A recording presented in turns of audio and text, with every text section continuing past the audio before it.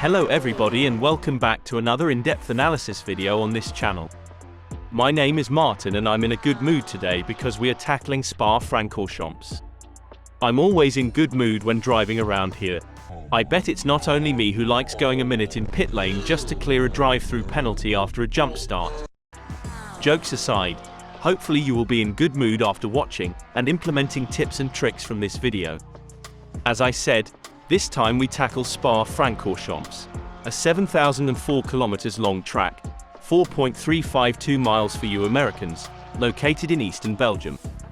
As usual, I've chosen Porsche 911, this time second spec 992, which came in latest car DLC to Assetto Corsa Competizione. Without a further ado, let's get into the analysis.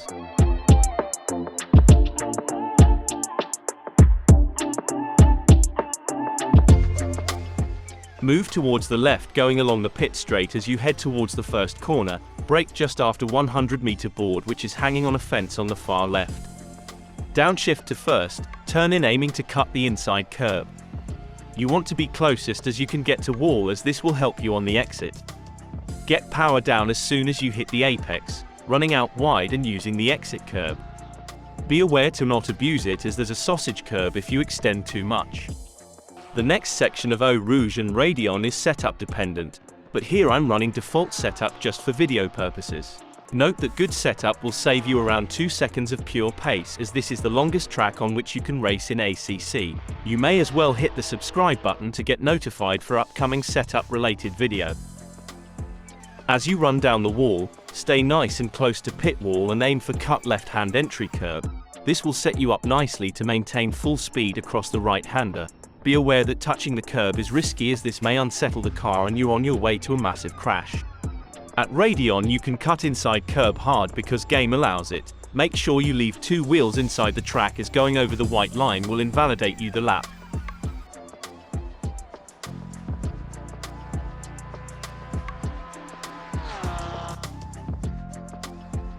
After long camel straight, brake for Lacombe at the beginning of the curb, shift down to second.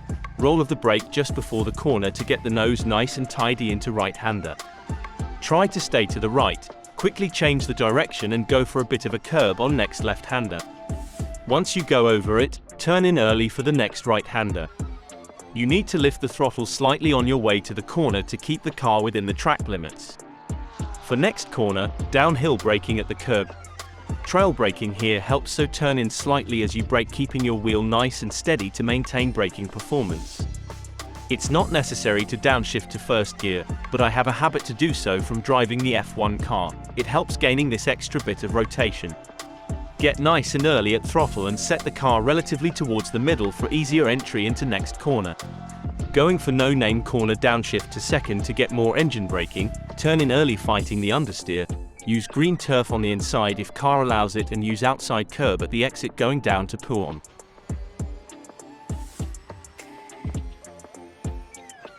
Here brake in the middle of entry curb. If you want other indication, aim for this orange part on the fence. But I'd suggest using the curb as a reference as fencing is hard to see at that speed. Turn in quite early for the apex, avoiding inside curb. Going over will disturb your car and spin you around. In mid-phase go slightly over outside curb, then cut as close as possible to inside for second apex to minimize track length. For next section, move over to the left and brake just before the curb. Shift down to second as you roll off the brake into the corner and keep fairly to the right to set up nice and wide for sudden left-hander. Here you will need all the exit curb before launching back to the left for stavelot. Straighten the car and brake just before the curb, turn in early and aim for green AstroTurf inside. Keep the higher gear to minimize wheel spinning on entry curb to Paul Freire corner. Here try using very last bit of curb to set up wide for the right-hander, though on used and hot tires you will need to feather the throttle a bit. Do so without losing too much speed before Blanchimont.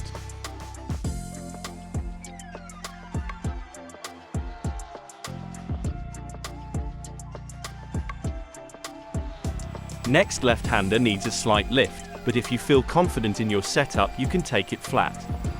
Use every bit on the exit and keep towards the left as you go for tricky braking zone for bus stop chicane. You're carrying all that speed into the slowest part of the track, thus picking right braking spot is really hard.